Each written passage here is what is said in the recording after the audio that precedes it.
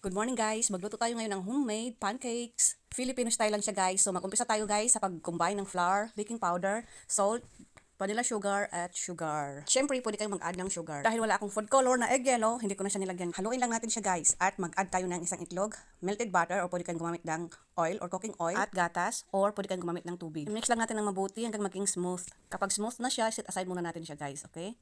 Mag-spread ng margarine or oil sa ating kawali. Ang gamit ko ay star margarine. At ilagay na ang ating pancake mixture. So nakadepende sa atin kung gaano karami ang ilagay natin. Baliktarin natin siya kapag ang bubbles ay nag-dry na. So ayan. So mga 10 to 20 seconds lang siya guys. Luto na yan. Transfer na natin sa serving plate tapos repeat the process lang siya guys. So hindi ko na nilagyan guys ng margarine yung pangalawa kong pagluto hanggang sa matapos dahil non-sticky naman yung gamit kong kawali. Niluto pala ito guys sa medium na apoy. Kaya tingnan nyo naman ang pagkakaluto ng ating pancake. Ang ganda ng kulay. Hindi siya sunog. So 10 piraso pala yan guys ang nagawa ko. Kaya lang siyam na lang yan kasi kinain ko na yung isa.